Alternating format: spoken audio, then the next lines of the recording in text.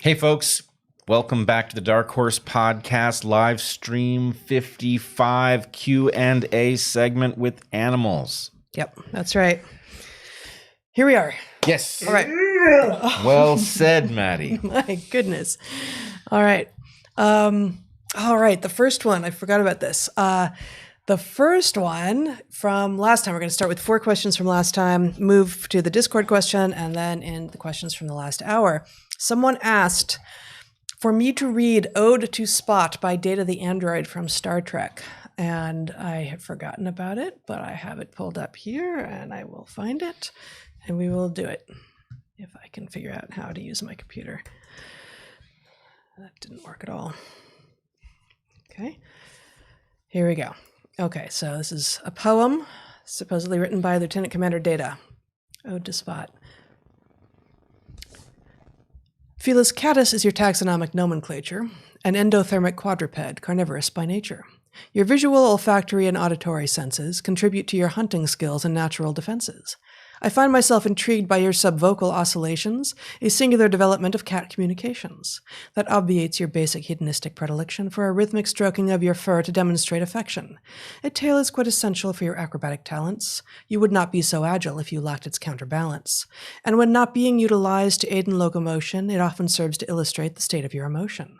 Oh, Spot, the complex levels of behavior you display connote a fairly well-developed cognitive array, and though you are not sentient, Spot, and do not comprehend, I nonetheless consider you a true and valued friend. That's beautiful. That's wonderful. Why Spot. is it an ode to Spot? His cat's name is Spot. His cat's name is Spot. Yes, Oh, well, Data's cat's name is Spot. Yeah. All right. Yes. Yeah, it does raise a certain question, though, because obviously that was not written by an android. That was written by a person Yes, well, putting themselves in the mindset of an android. there's all sorts of discussion online, as you will no doubt not be surprised to find, as to who exactly actually wrote that and put those words into Data's mouth. Yes, that Yes. is a good question. But apparently Data rather loved his Spot. He had a cat. I don't recall this. It's been forever. I don't know. Yeah. All right. Next question. Kindly share your sources and articles that support the lab leak hypothesis. It needs more attention. Love you both. Yes, I would say best thing to do is actually to follow Yuri Dagan, Alina Chan, and Rosanna Segreto on Twitter, and you will have the ongoing development at the vanguard of investigation into what the origin of COVID-19 and SARS-CoV-2 might be. And your conversation with Yuri Dagan from April or May is up on this channel as well, and you discuss some of the sources as well, I think. Well, yeah, it's certainly a good place that you can get a grounding. You can also look at Yuri Dagan's initial Medium post that lays the whole thing out so well. And it might be time to revisit, actually, because we are a great deal down the road from this, and we have learned a lot. And I would say it is interesting. The lab leak hypothesis has not been falsified. It has grown stronger. So might be worth going back there at some point. Good. Next question. What are your thoughts on teenage antidepressant use? The standard practice of school security to search... second. What are your thoughts on A, teenage antidepressant use, and B, the standard practice of school security to search student belongings? Boy, when I read that the first time, I only saw the first half. Teenage antidepressant use. I think with almost all of these mood-affecting drugs, there are some cases in which they are the right move, and almost all of the cases in which they are used, they should be a last resort rather than a first resort, which is too often how they're being used. And I think the idea of putting such drugs into a developing human's brain when all is chaos, when there's a lot of restructuring going on and reframing of neuronal connections, there are potentially going to be long-term consequences that we have no idea of at this point. Yeah, it's effectively inevitable because the mind is learning how to think and to feel and to balance things. And to the extent that you are interfering with the processing, you are creating potentially a lifelong dependence. It is also the case that these things have been massively affected by what is being called the replication crisis. And there is a huge bias in favor of seeing effectiveness of these things that may not be what we think it is or may be ephemeral. So to the extent that almost any change of scene can take a person who is mired in depression and cause them to drop out of it because things are somehow different and feel different and all of that, but it's not a long-term solution, we may have a very wrong idea, even where they work, about why they work and what's taking place. And so, yeah, it's very, very scary that we would have leapt to this and largely sidelined other modes in which a mind that is not settled and doesn't feel right could learn those skills and have them for the rest of the person's life. Yeah. And in some cases, your mind isn't settled and things don't feel right because something is wrong in your world. And dampening that ability to respond to that is actually more dangerous than feeling the upset in the first place. Yeah, that's all true. I would say the caveat here, and the problem that it is, the reason it is so hard to have this discussion, is that obviously people harm themselves. And it will not be the case, even if all it is a change of scene, even if it just causes the mind to feel different. It will certainly be saving some lives. That's not to say that in the end it doesn't result in more people harming themselves. Yeah. But, one does not want to take up a position and say these things are bad when, there are likely to be people walking around who wouldn't otherwise be because it got in the road of some, cascading mental phenomenon at some point where the person needed it to get in the road.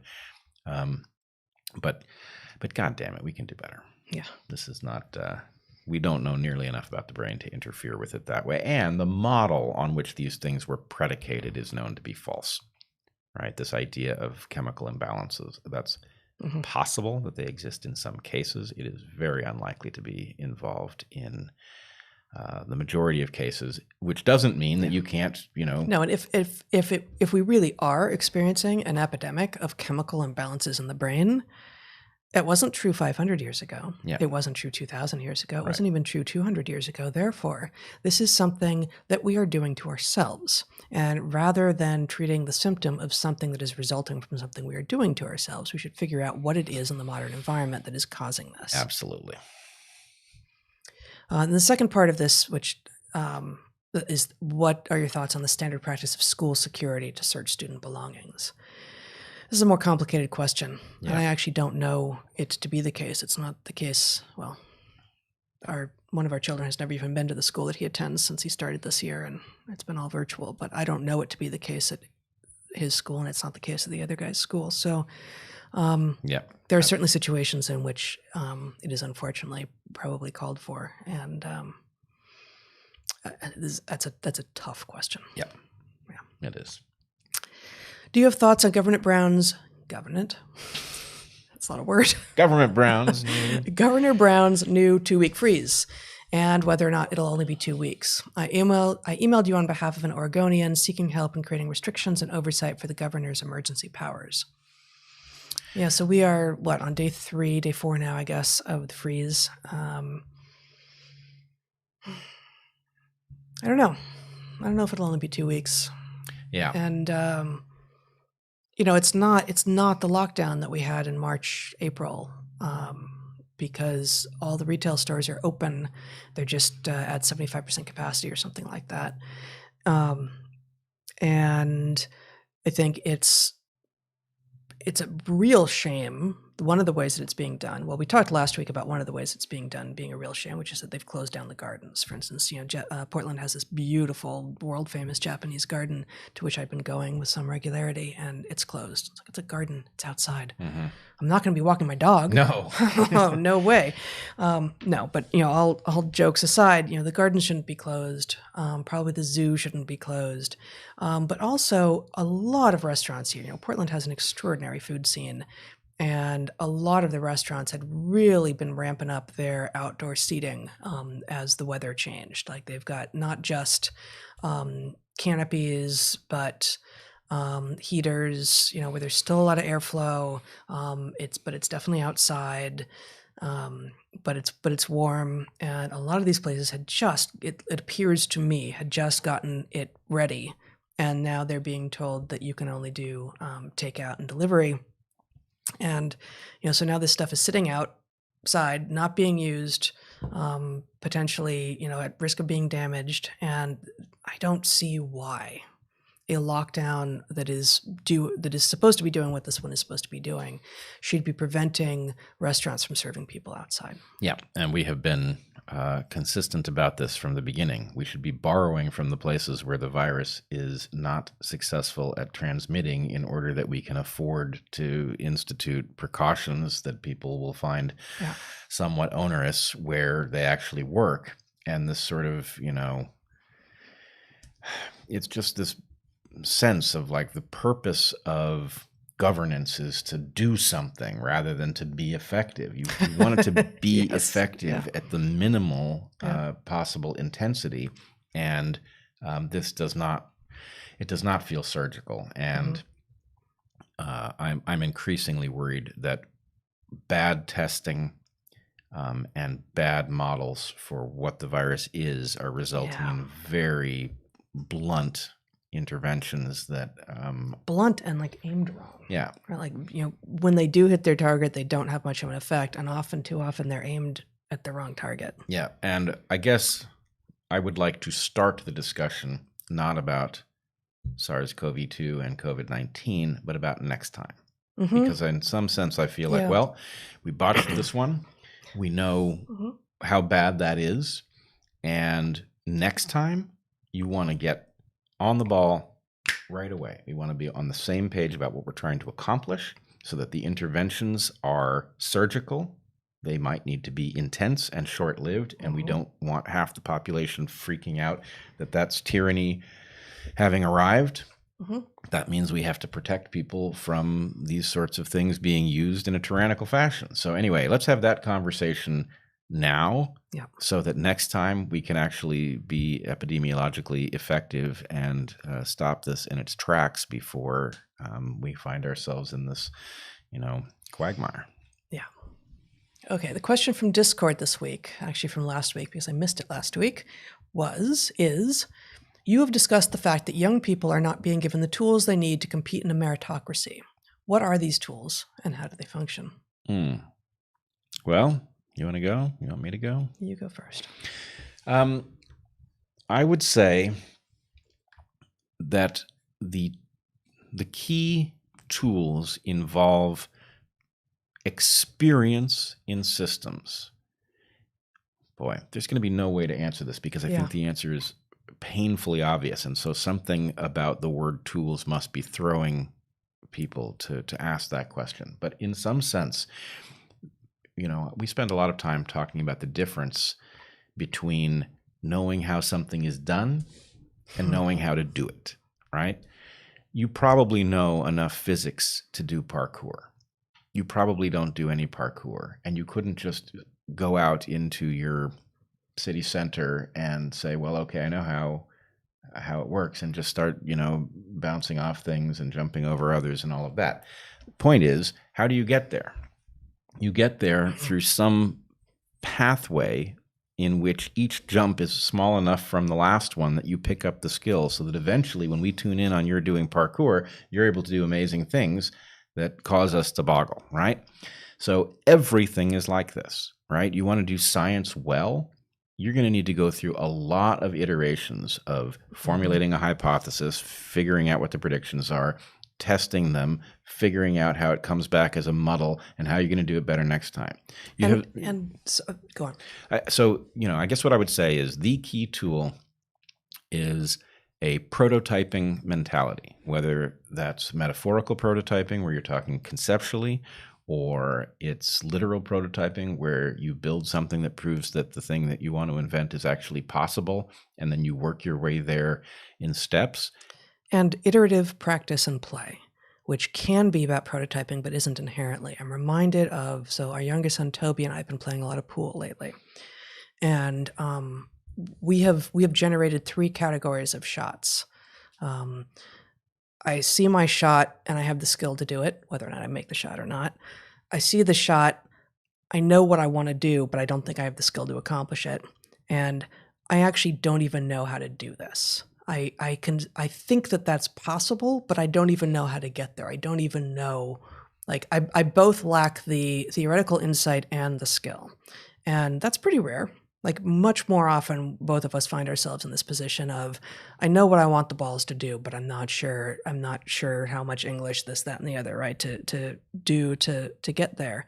And just like creating those kinds of categories for any given thing that you're doing, be it playing pool or building a table or bicycle riding or, robotics or, any of these things, and ending up with categories of, okay, when I didn't accomplish the thing, did I not accomplish it because I just failed to try? Well, just no, don't ever do that.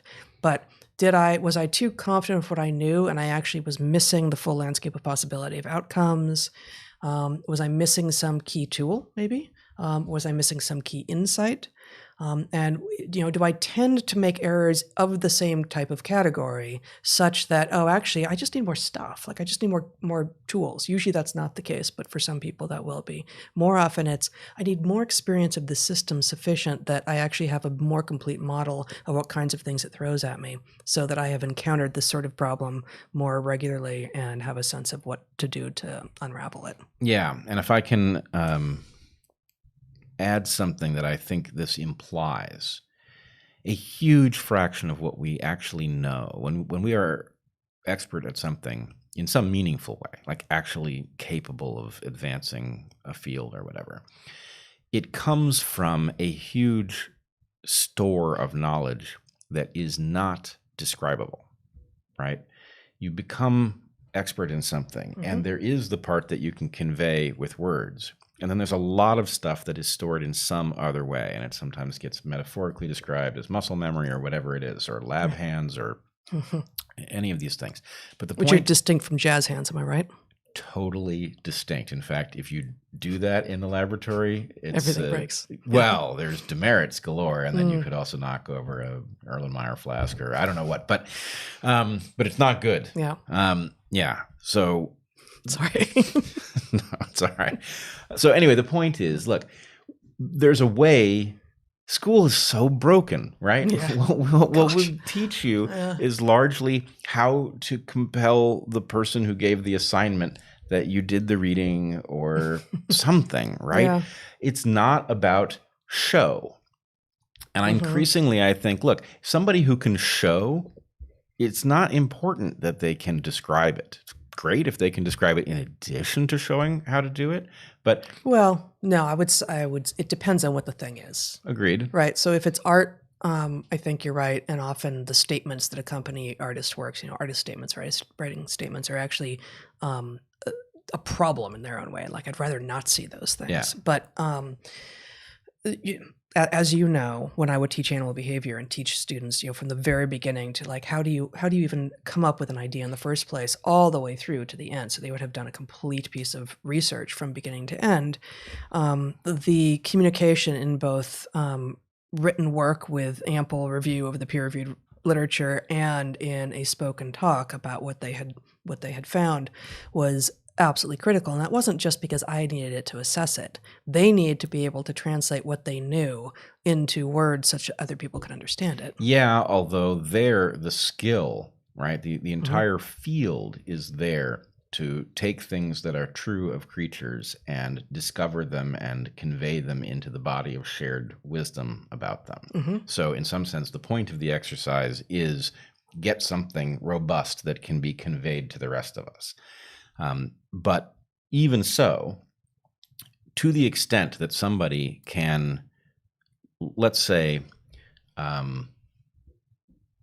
reveal a pattern of animal behavior that is previously unknown, a student who could take you into the field and say, I want to show you something interesting, and they could show you something about a creature that no one had ever described before, they have accomplished something. Yes. They have a skill. And if they can do it twice, then it was not a fluke, right? So my point is that it's not the complete skill set I was hoping they would generate. Oh, right. But in fact, seeing something new that is heretofore undescribed by science is something most people will never do. including, most people who are publishing in scientific journals all the time. Absolutely. Yeah. And so all I'm saying is that that show is its own thing, and that show arises through a kind of iterated engagement with something that allows you to discover things even if you never are consciously aware of what you've discovered. So you have an intuition about where to look, how to, position yourself or whatever it is. And so, what are those tools? Those tools are deep engagement with systems that are representative enough of the way important systems work that you become expert at deducing what's true, what's false, how to interact with the system in a way that's productive. And so much of school is built around say. And, it's almost like it trains you to get by the filters of your teacher or your professor rather than to know anything about the world. Because if you've succeeded, if you've convinced the prof that you're on it, and your prof might be a fool. Yep. It's a pretty good chance, actually. Pretty good chance. Okay, next question. How can those lacking in moral courage learn to act in spite of fear, especially if the threat is real? Simply saying just do it, as I often hear, seems insufficient, as it avails no one to know what it is to be done if it's not known how to do it. It's a great question, and it fits with what is the example people use? That the dog does not know. It's very difficult for the dog to learn that the mailman is not a threat if the dog barks at the mailman every day and there is no attack on the house. Right? I've never heard this. The dog may think that it has fended off an attack each and every day. And likewise, the skittish cat doesn't know that it has failed to save its life by hiding under the bed, because it would have to not do that in order to discover that actually the world does not come to an end when a stranger walks by. Yeah. So how do you break those patterns with the benefit of consciousness and language? Well, I think actually this one is a good, easily answered question. More easily answered than done, but it's the same answer as the last one. These environments are a system with an unwritten set of rules, and if you say, actually, let me just report. I met somebody in that clubhouse environment, and somebody I knew from Twitter, but I've never met them in person. Anyway, do you consider that you have now? I think so. I don't know. It's That's weird. interesting. We need new terminology. Yeah. But anyway, this person. Just Clubhouse, which you talked about last time, being an audio only, real time conversation in spoken word. Yep. And we were in a room that was engaged in an argument about racial dynamics, interracial dynamics. And this person said of me that I said things that she would have predicted would have caused a catastrophe, but then didn't. And she found that interesting, right? In other words, and I think I know what she was seeing, which was that there's very often a way to work your way towards being able to say something that you couldn't go directly. And there's often a way to say things with, slight alteration that makes them more hearable than they would be if you just tried to go at them directly. Just because this is apropos to what you're saying, are you saying that she saw this with regard to what you wrote on Twitter or what you said in Clubhouse? Said spoken, right? Spoken word, because it is. I mean, I love to play with language to surprise people such that it's not what they thought it was. Yeah. But it's much easier to get people to jump on you. It's much easier for people to make an error because they think you've written something that you haven't. And it would seem like it was easier in spoken word because once it's done, like sound passes and it's not permanent in the way. But because there's additional, even more so in person, but there's additional stuff around tone and pauses, and you can put more intentionality into the way you say something than you can just with letters on a screen. Yes. And actually this is dovetailing with a different conversation we were having this week too, you and I. But I would argue those two environments are variations on a theme, but they have different assets and liabilities associated with them. But in each case, you're dealing with a system in which one is learning to be able to say things in such a way that they are more easily heard or that they don't cause a conflagration. And the trick and the answer to this question here is, I think you want to pick an environment in which you can learn the skill that you're trying to get. And partially the skill is, about the boldness to try it. And so, you're not going to try it all in one go. You're going to start with something beyond what's comfortable. And partially the skill is, how do I do this and have the greatest chance of surviving it, living to fight another day? And anyway, I think the answer is, it's very learnable if you can find the environment where you can, afford the risks and in which the lessons can be derived through behavior you're comfortable with. Yeah. And those environments exist. The next question, I don't think the whole thing is here. So I'm just going to say it to suggest to the person who wrote it that I need more of a question here. It says, can the study differentiate domesticated animals from the parasites and other hangers-on? Or how about rats or insects, other pests, etc.? Can the study? Yes, I don't know what this is in reference to, but this is a high money value question, so I wanted to say I'm not ignoring it. I just don't know what it means. It's not a continuation of somebody I else's. looked. No, there's a couple other from this person, but it's not the same thing. I see. Okay, next question. What are your thoughts on the Me Too movement? It took over our national consciousness around the same time you two were railroaded out of Evergreen. Yeah, so Evergreen blew up on May 23rd of 2017, and Me Too starts happening. I remember we went to the first FIRE conference in October of 2017, and Harvey Weinstein was just beginning to make the news at that point. So it was fall of 2017. Yeah, I guess mostly it's been on Twitter, unfortunately, but I had a lot to say at the time. It seemed like a potentially important moment, which could have revealed to the vast majority of men out there who are good men who would never behave in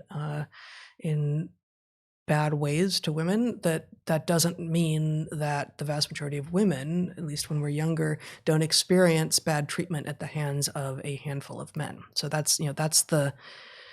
is the truth of the matter. It became this activist movement, or maybe it was from the start, right? I don't actually know exactly what the origins were. And that nuance that I just put in there was never part of the conversation that I heard. You had, people mocking the hashtag not all men, as if this were not true.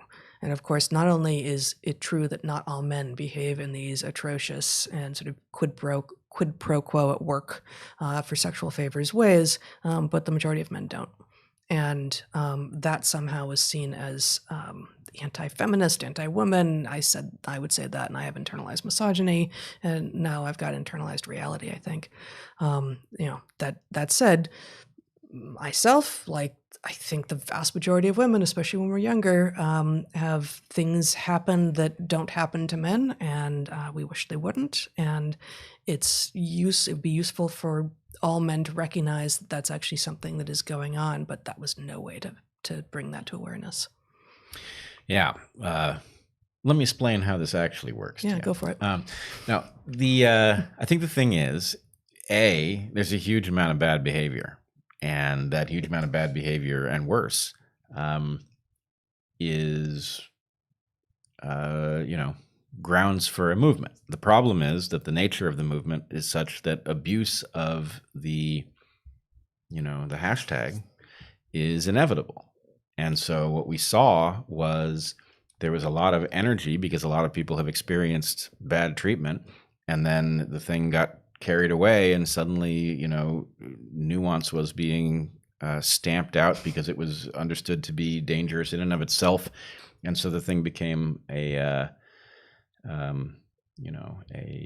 mess of its own. Yeah. So I would also say, though, that people, the older you are, I think the harder it is to appreciate how messed up the mating and dating environment has become for younger people, and that part of what is going on here is that you have people at every generation who have stories to tell about bad things that have happened to them, but that the way people are interacting, that young people are interacting, are so broken and predicated on such a faulty model of human sexuality that there is a huge amount of dysfunction. And that huge amount of dysfunction is sort of being shoehorned into the same set of questions that would be raised by dysfunction that existed for older generations. And the thing is a mess because we all assume that we're talking about the same thing. And I think we just aren't. Yep, that's right.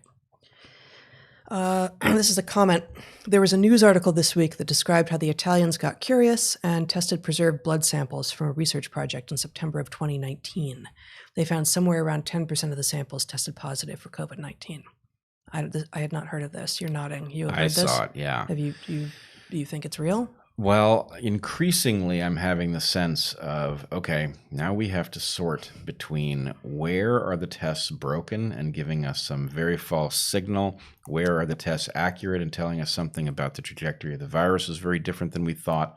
But I did look at that result and I thought, whoa, that's pretty interesting. And I wonder why we're not doing more of this. I mean, just in the same way. That would be easy. Of course. Yeah. And of course, there are going to be samples that have been stored away in all kinds of different places. But it goes back to when COVID was first happening and we started our live streams. We talked about the instance of, was it the Teddy Roosevelt, the aircraft carrier? That I think that was the name of it, although I'm not sure.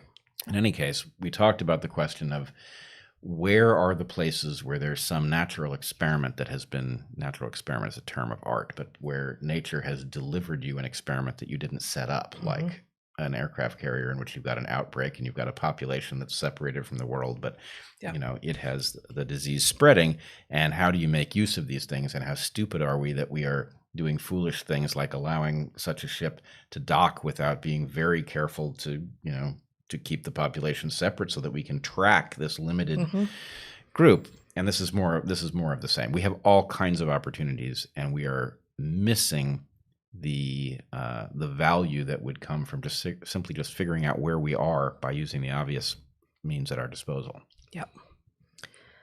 Next question. Might it also be that sexual tension between mentors and mentees causes the mentorship to be more effective? This could be tested by looking at same-sex attracted pairs. So let me start the final thing. This could be tested by looking at same-sex attracted pairs. Is interesting, and I think I think that would be the right test of this. The hypothesis, I doubt. I think there can be sexual tension between mentors and mentees, and everyone knows of these stories of people who held it together until the person graduated, and then it turns out they were in love the whole time, and they lived their lives happily ever after. And of course, there are a lot of those stories that don't end nearly so well. I think that must be a majority. My sense, both anecdotally and just more broadly, is that the last thing that you want, and the last thing that any of my female friends in graduate school or anywhere else ever wanted, was any threat or prospect of any kind of sexual tension at all between us and, either a mentor or, frankly, or an advisee. Once I became a professor myself, it's like, no, you just do not want that to be there. And that's not to say that there isn't sometimes something that is like a recognition that, like, okay, you're male, I'm female, and we're both straight, but something that is fleeting and gone is quite different from the idea of, oh, there's this thing that we're both sort of not looking at and it's upping our game. Oh, I would predict the opposite. Yeah, I would think it would down the game. That's not a thing. You would have three categories here. Yeah. You would have categories in which the mentor was attracted. You would have category in which the mentee was attracted, and category in which both were attracted. And my guess is... I hadn't even thought of this, right? Yeah. Like, usually it's going to be unrequited on one end. Right. Yeah. So the thing is, here's the reason I strongly doubt it. And I think actually it will go in the opposite direction, is to the extent that there's any reality in the idea that there's, male wisdom about how to get shit done that involves poking holes in your Mhm. friend's work so that it gets better. It To doesn't the apply within a romantic Right. situation. In fact, the opposite Yeah. applies. And so, to the extent that such attractions exist, I would guess that they compromise that value if that's in fact what's being measured. But it would be, it's a hypothesis that goes in a different direction. So, it'd be well worth figuring out what of these, what Yep. is the effect of all of these things. But I agree that same-sex attracted pairs is the way to test that That's the way to hypothesis. test. Yep. And then this next question just follows up on that one. Maybe the person asks, Wittgenstein was homosexual? I don't know enough about Wittgenstein to say anything about that. Or does my Russell Wittgenstein example suggest more to student-teacher relations than the paper assumes? Pace, Lenny Bernstein, and etymology of learn. I think there's a lot in there, but I don't know enough about the context to know. Yeah. Okay. I don't know either. I would have been okay. I would have been honored to have you as my professors. I am a conservative, born in Nicaragua, raised in Venezuela, adopted by this great country. Thank you. Indeed. Please chat about an idea. Monetize U.S. immigration draw. What is going on? Please chat about an idea. Monetize U.S. immigration draw by creating digital immigration currency. Handout in worldwide UBI with preference for U.S. citizens, exchange for citizenship.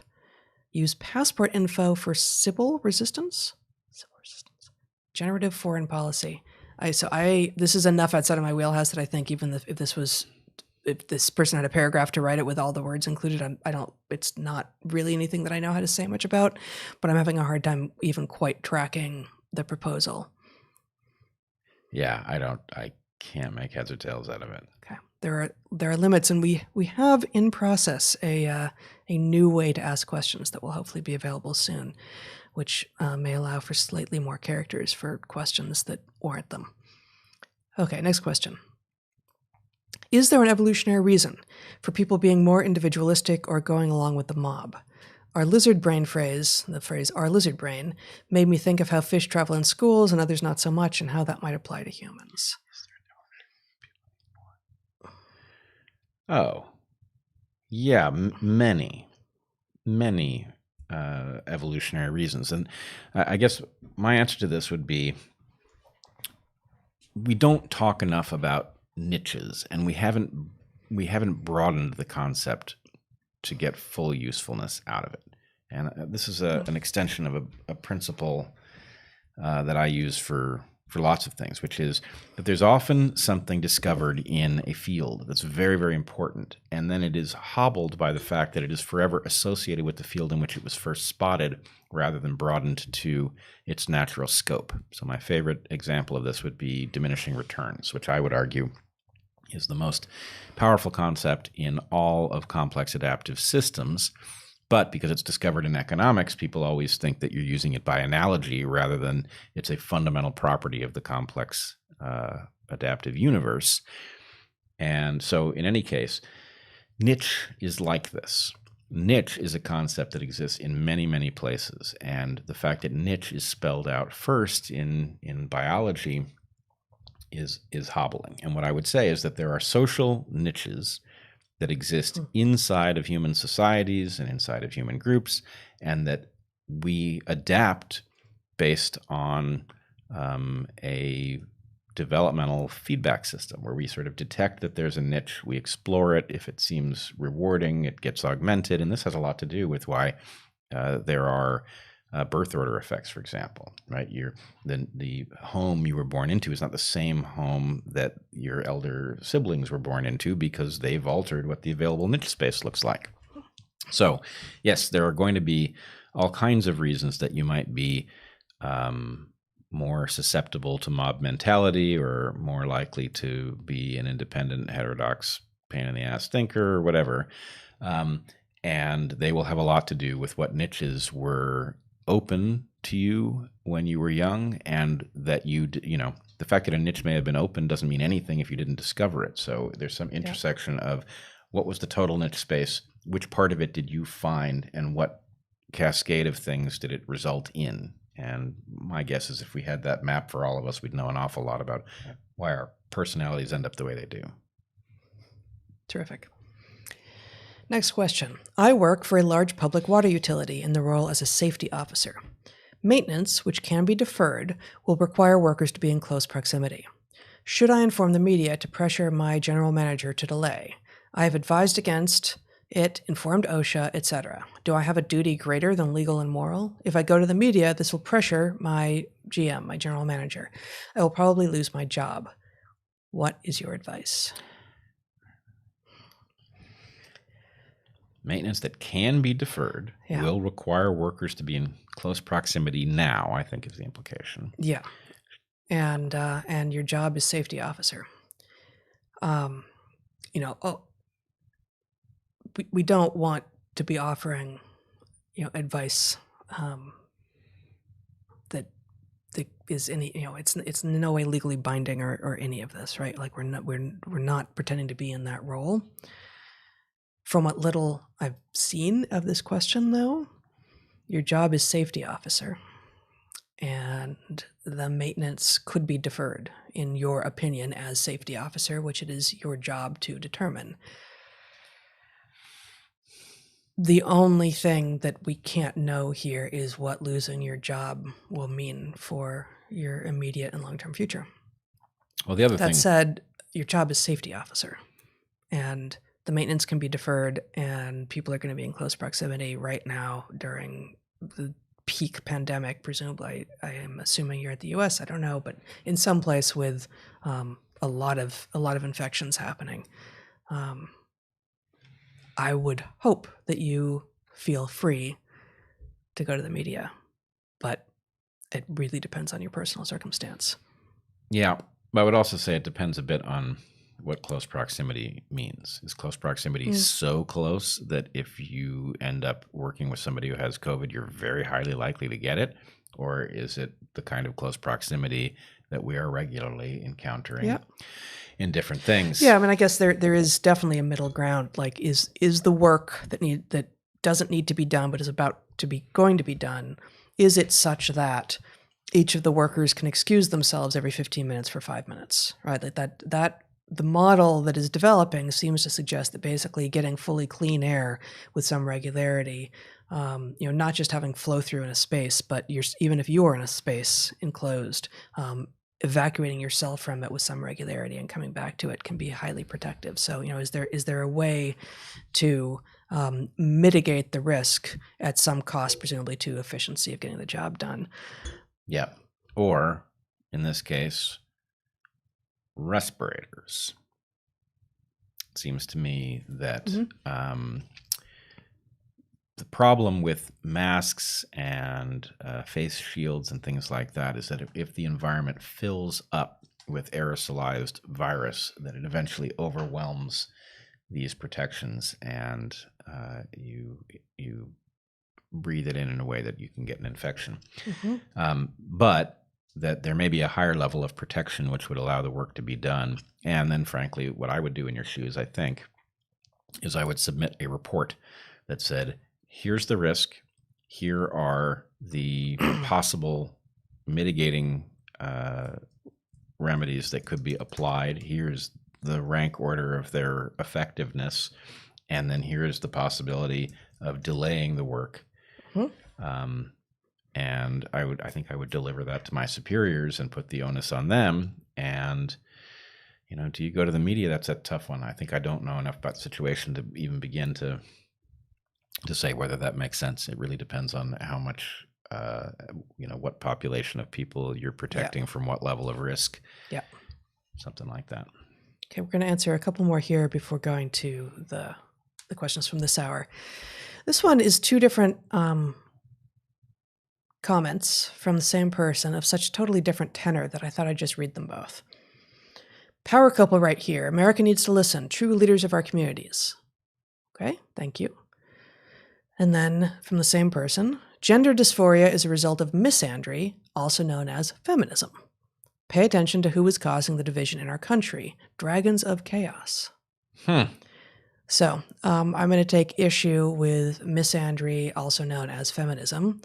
There is a lot of there are people who call themselves feminists now, and for decades now I've been privately to you and sometimes to my students, been calling them faux feminists, F-A-U-X. You have been calling. I have been calling them faux feminists, who identify as being part of third and fourth and nth wave feminism.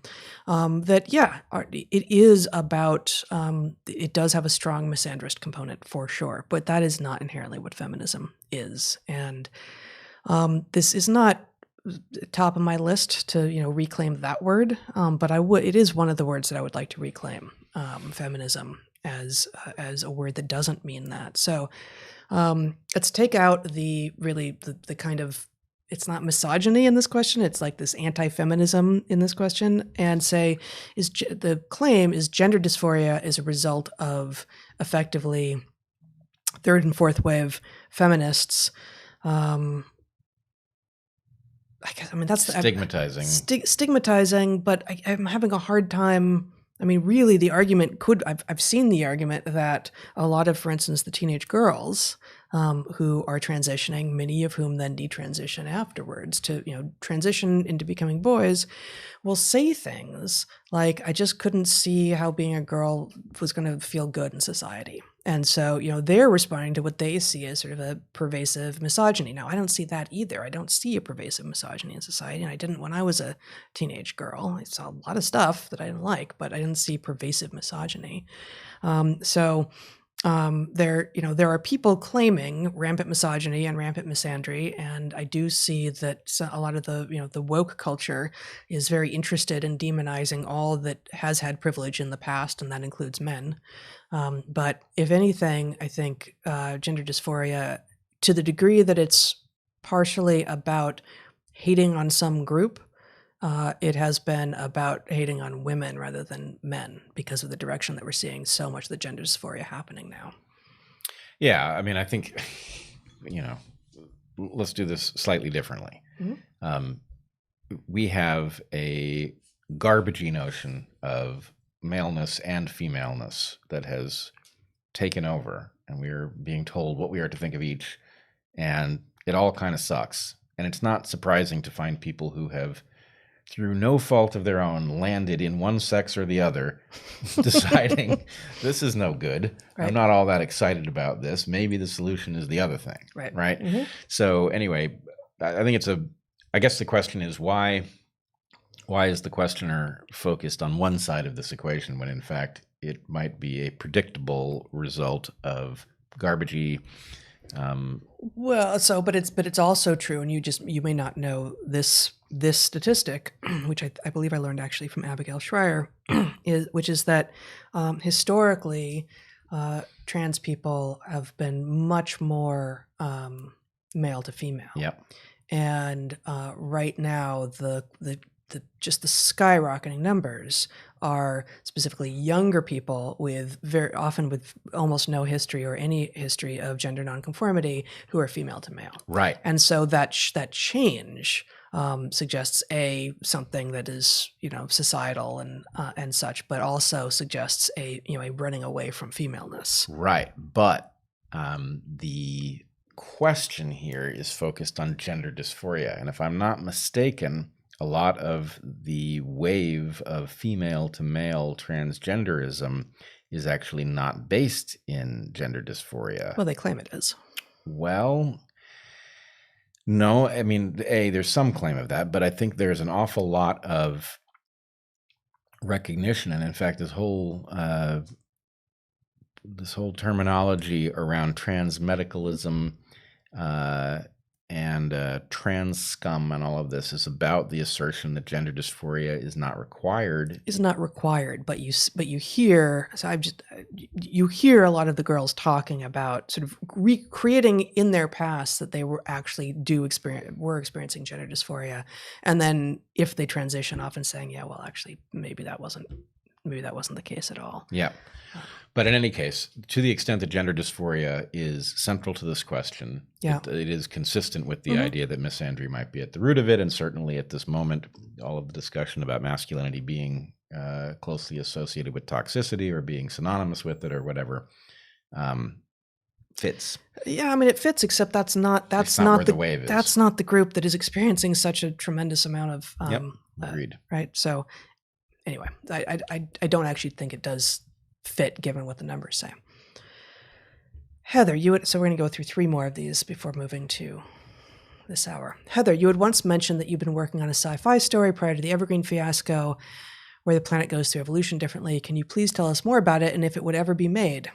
So I actually talked about this a little bit again at the end of the Impact Theory episode that I just did. How do you pronounce his last name? Do you know? Bilu? Bilyeu? Okay. I don't think you know because you missed a letter. You've now outed me. I'm sorry. I'm sorry. Yeah, I would when our book is final, there may be another book that I want to work on first, but I absolutely do hope to go back to it, get it into a form that I am excited to share it, and then try to get it published. So I wrote the science fiction novel. I was on sabbatical and literally finished the second draft the day the riots broke out at Evergreen. And so have this complete draft that I'm excited about. And just to correct one little thing in the question, it is about the search for evolution of consciousness on other planets. And so it follows some people, some humans from Earth who go to a planet that they have reason to think, given the research program they're part of, might have not only life but conscious life on it, and what happens there. It's tremendously fun to both figure out what the planet would be like from a physics perspective, and therefore what kinds of life might have evolved there. So my tagline to myself that I was imagining saying to potential agents was, most good science fiction gets the physics right, but doesn't necessarily get the biology right, and I'm aiming to do both. So I'm pretty pleased with that story, but it's going to be at least a little while before it sees the light of day. Next question. At what point do different species that share a common ancestor stop being able to interbreed? What exactly determines the cutoff point for this? So there is none. This is a question that we could both just say, there's none, it's not that easy, and we could spend hundreds of hours talking about. Do you have something intermediate between those two options? Yeah, I would say there's certainly there's no point, right? Lions and tigers can interbreed. They never encounter each other. They've been separated a very, very long time. Well, but there is a point because lions and sea urchins can't interbreed. No, but the point is many things that are separated a lot less than lions and tigers can't interbreed. And so the point is there is no point. It is arbitrary when this kicks in. Yeah. I would say the thing that is most likely to make it kick in is a change in chromosome number. That a change in chromosome number is very hard to get past. And so anyway, that's not an absolute as far as I know. It's going to depend on what's on which chromosomes. But and I suspect that it often happens without a change in either ploidy or chromosome number. That the inability to interbreed. And, we in biology talk about pre and post-zygotic isolation, two creatures that can't recognize each other as potential partners, but could breed if their gametes came into contact, are separated in a different way, but it's one of them's become diurnal and one of them's nocturnal, so they just never meet, that sort of thing. Right. Or don't recognize each other as a potential mate, does not compute, right? That so anyway, all of these things are in play, but if you're looking for a rule as if biology was a machine and there was an instruction about, interbreeding, it ain't there, because it's very different in different clades. Yep. Okay. Could a society breed out sexuality from the human species? No, is the answer to that. What would that even mean? That we would be asexual. But how do you breed it out? Well, the answer is no. No. Okay. Zach, I don't see a line here. Where do I start? Do you know?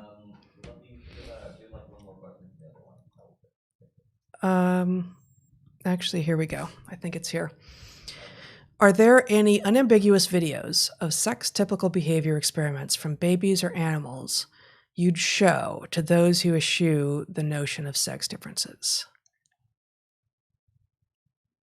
I don't know. I don't keep track of that with regard to videos. There's solid research on babies, where male babies are more likely to focus their attention for longer on things, and girl babies are more likely to focus their attention for longer on faces. So is this about human babies? I mean, animals. Is the person looking for examples of sex differences in baby animals that would allow people to understand that? No, I don't think it's it's babies or other animals.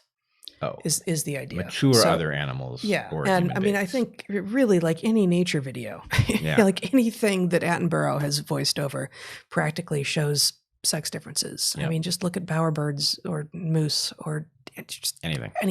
Yeah. Yeah. Not a banana slug. Even right? things in which the differences are small. Even, Yeah. monogamous creatures, gibbons, for example, Yeah. have substantial differences. Yeah. And also, look to, long-term pair bonded monogamous organisms like gibbons, like swans, and yes, still see sex differences, even though they look alike, they sound alike, but they don't look entirely alike. They don't sound entirely alike. So, with regard to animals, just about, anything.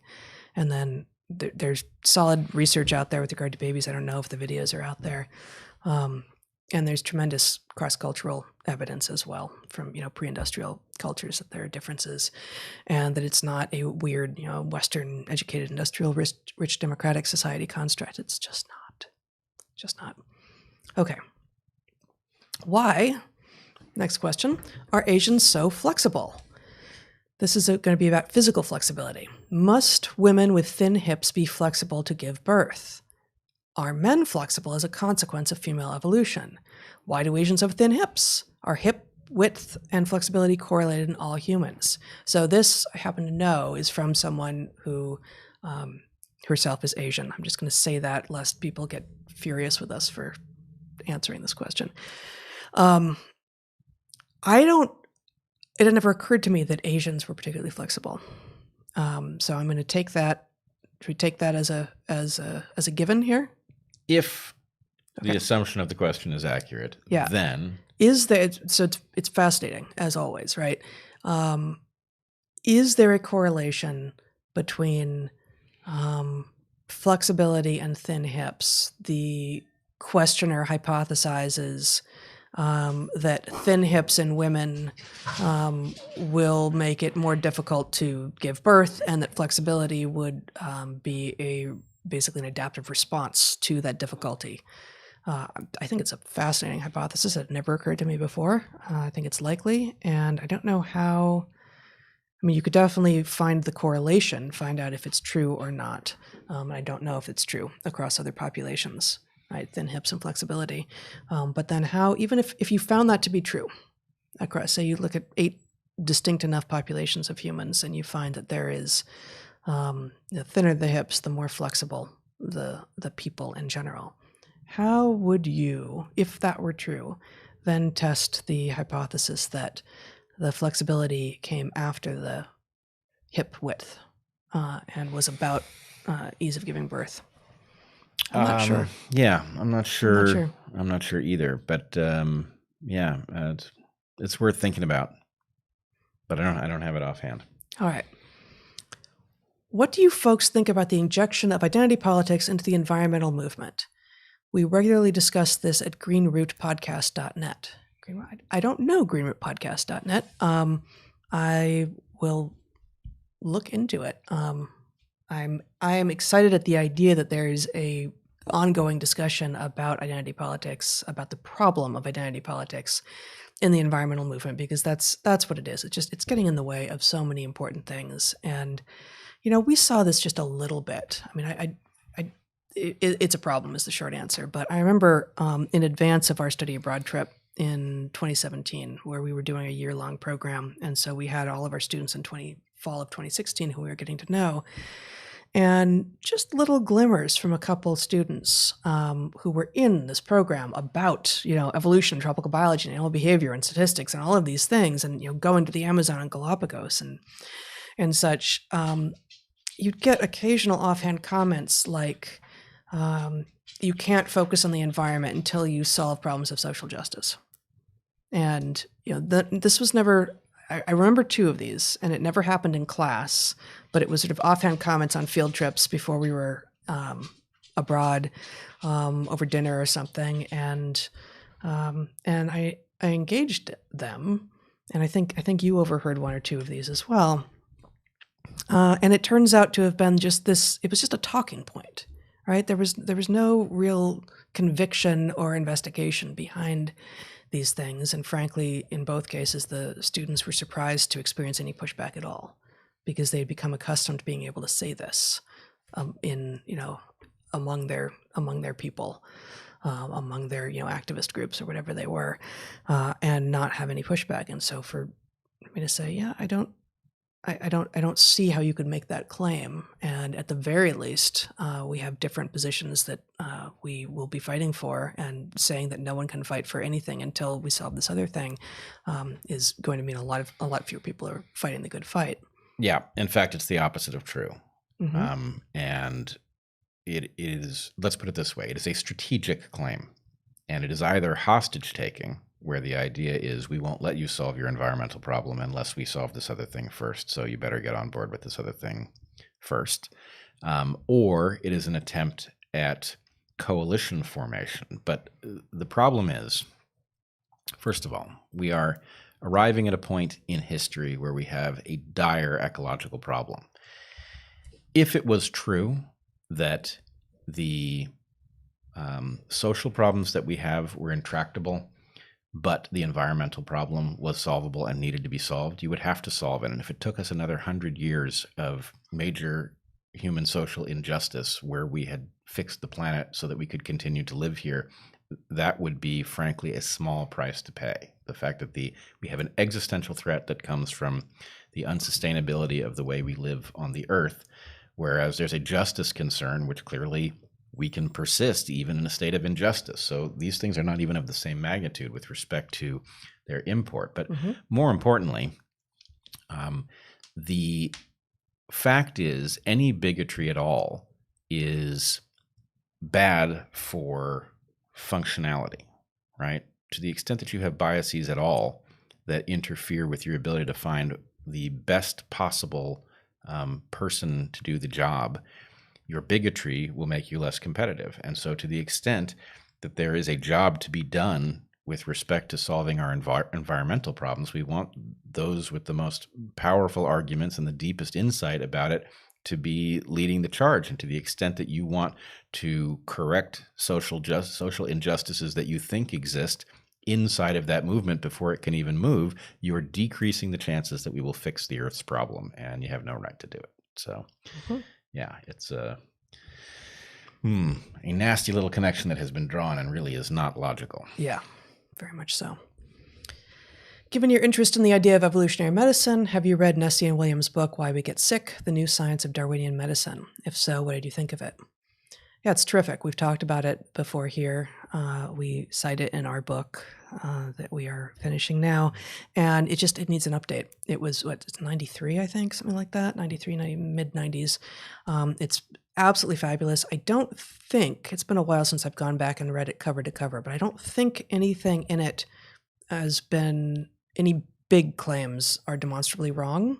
But there's a lot more that we know. Like, this was before anyone was talking about, for instance, epigenetics, things like that, right? So it's dated in that it doesn't say as much as it could, but it was a much needed first foray into a field that unfortunately has almost nothing as important as it to follow it. Yeah, it's a very important founding book for the field. Yeah, I should and say, we were lucky to. Randy Nessie was in our milieu at Michigan. We were in seminars with him and such. Yeah, in fact, I took he was his. on your. No, he was not on your committee. He was not, but Yeah. I took his seminar on the book after it had come out. Oh, yeah. So anyway, that was good. We also knew George Williams, who died not long after. But in any case, yes, it's very important. We do need a 2.0 version of that book, or a much larger series of books that deal with the full breadth of the problem. But yeah, it's the right idea. Absolutely.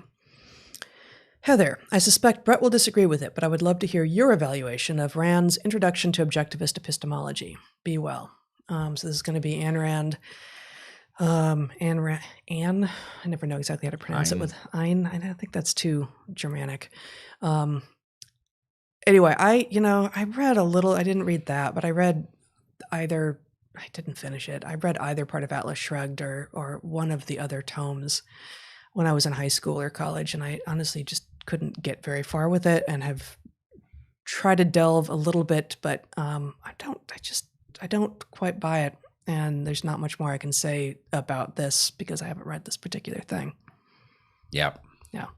You're correct. I will disagree with it, but I will say Yeah. prototype. Yeah. It's foolish to try to implement this thinking or to think of it as very high quality because it isn't. But She was the first. Does it Yeah. peer down a road that we might need to travel? Yes. And, I would say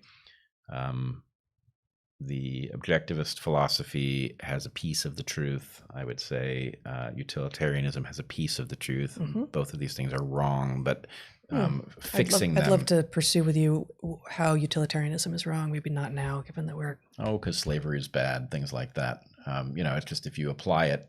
Oh. Yeah, right. Okay. Yeah, but the point is, okay, can you fix it? Once you spot that hazard in it, and slavery just stands in for everything else that it will do incorrectly.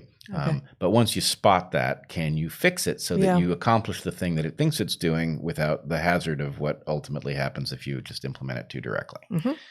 Good. Without introducing so many epicycles that it resembles its origin story, not at all. And why are you calling it the same thing? Right. Or, it takes you to the place you've got to go to figure out what you're really trying to do. Mm-hmm. So maybe it doesn't look like its origin story. You credit it, but it's not still the same thing. Yeah. Yeah.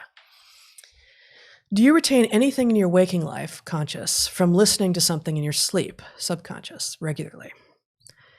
I think this is asking a personal question to each of us, as opposed to whether people can, because I think people can. I make a point of not listening to things in my sleep. I like dark and quiet for sleep, and so no, because I haven't tried. So I have one violation of that. I also don't want to be listening to stuff as I sleep. The one, and geez, it's been so long, it seems, but we were traveling a ton, right? Yeah. Flying all over the place, giving talks and stuff like this. It was fun. It was fun. Mm-hmm. But the plane rides weren't necessarily fun. No, they're not. And, a lot of them, a short trip, it was red eyes. And so I would very frequently put on my headphones and try to sleep. But with music or with audio? Not music or audio, but with music only. It wouldn't work with spoken word. Audible or something. Yeah. Yeah.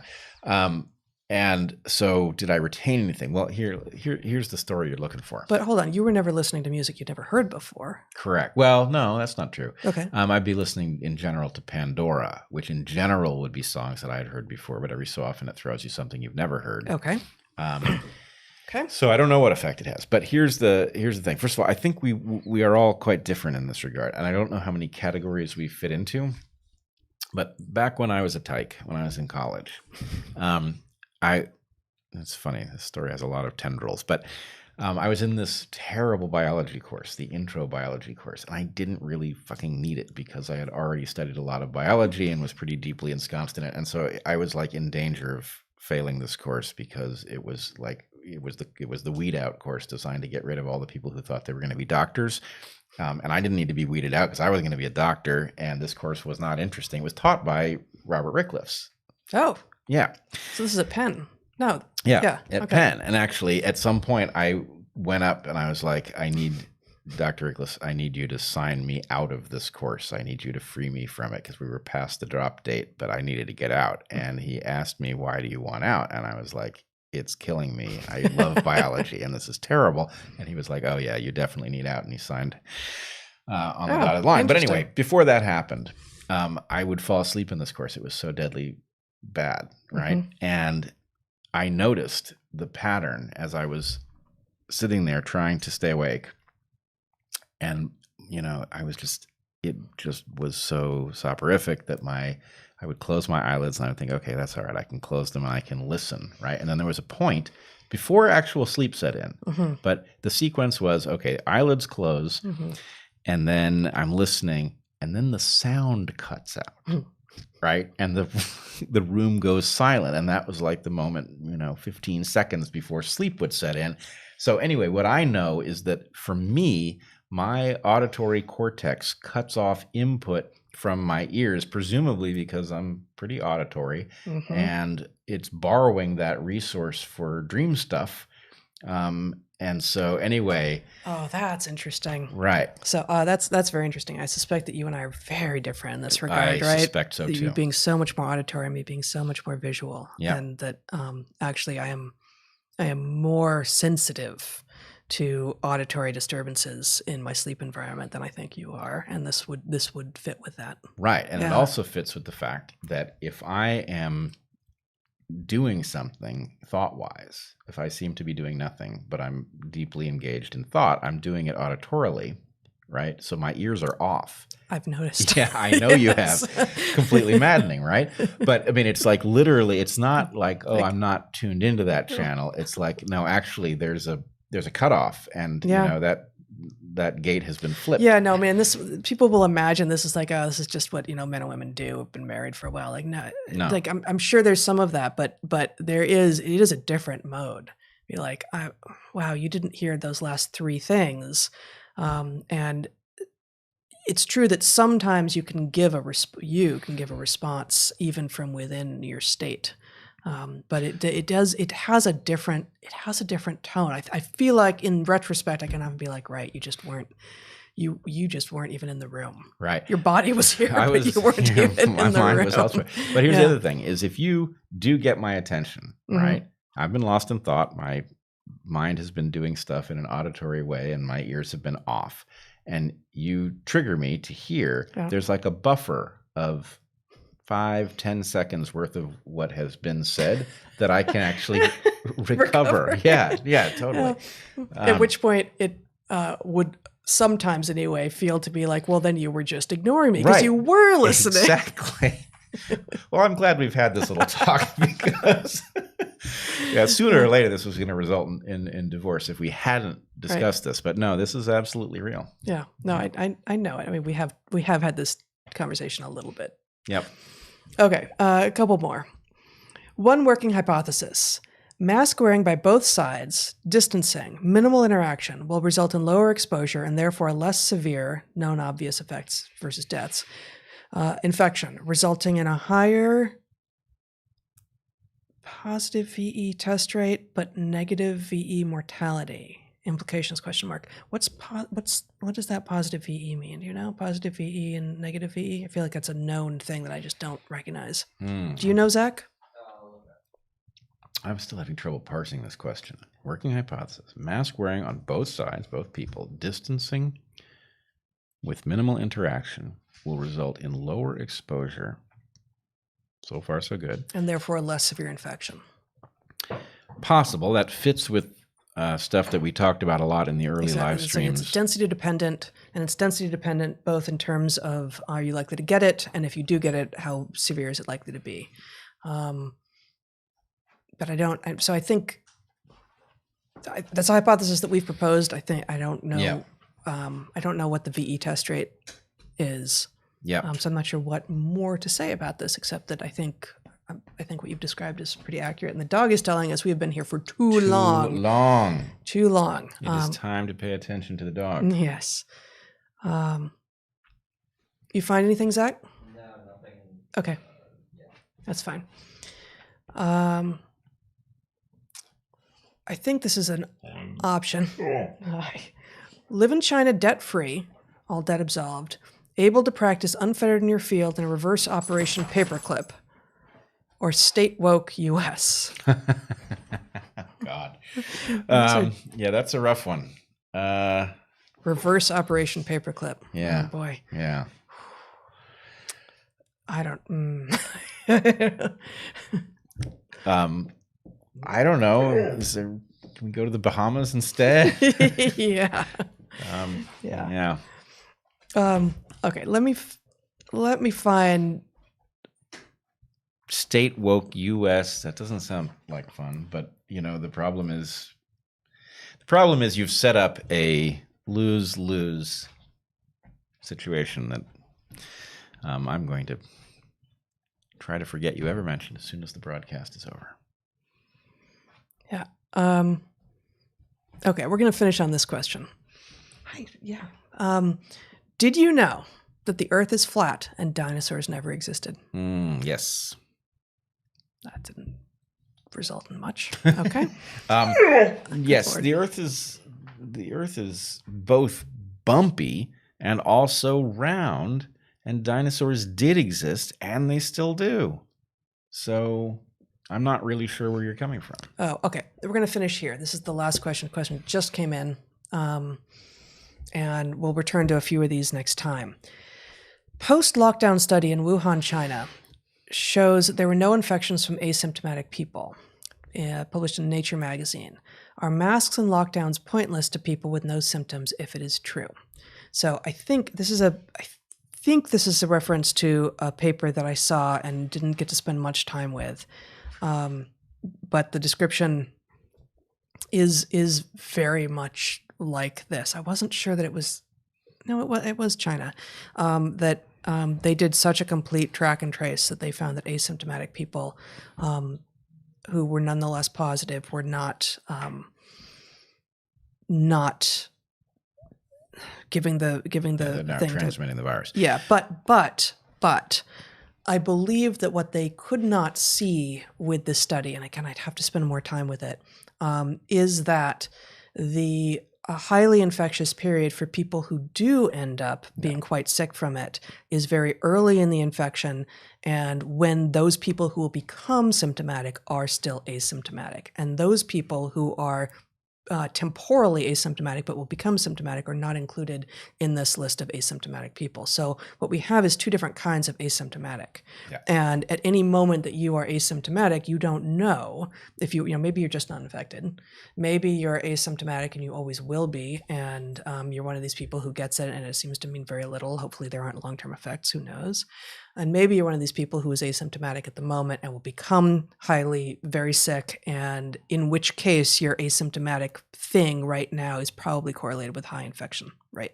So, I mean, if I'm thinking about the same paper and I have to spend more time with the paper, that's a really important distinction that is being missed in the assessment of this study, that asymptomatic is not one thing, and only one kind of asymptomatic is what this paper is talking about. Yeah, this is what I was going to guess here. And I think at least in some of the virology community, I've seen this point made about pre-symptomatic versus asymptomatic. Right, but it looks, when you don't know which it is you're looking at, you might use that term asymptomatic as an umbrella term with asymptomatic and pre-symptomatic as terms of art, but one of the terms of art and one of the umbrella term are the same, and that just makes communication nearly impossible. Right, but from the point of view of this question, the answer is then masks are useful even in the case of people who don't have symptoms, because some of them are pre-symptomatic and likely to be infectious before they know they're sick. Right, but really good testing and really widespread testing and really rapid testing would solve this problem. Right, we'd be able to get there. Really good testing being key. Yes. Because cruddy testing, I'm beginning to be concerned about cruddy testing being widespread and creating a whole different problem. No, you're not. You and I were both concerned about that in April. I think we may have a new version of the problem, but anyway, we'll return there later. Okay. All right. I think we will stop there today. It's been a while. We've been on for a while. So Yes. Join our Patreons. I will be, like I said, opening up that window for questions that we will be answering in our Q&A, not tomorrow, but next Sunday, shortly on my Patreon. Look at the Clips channel. Check out various things. And have a fantastic Thanksgiving. And if Yes. you're not Yes. American, it doesn't matter. It's a perfectly excellent idea to have a holiday based on thankfulness. Yep. And as much as this has been a really, truly sucky year in many different ways, we have a lot to be grateful for. And We somehow do. we'll get through it. And if you can enjoy good food and be aware of the people whom you love and whom love you, even if you can't be with them, that is a blessing. Yep. All right. Be well, everyone. See you next time.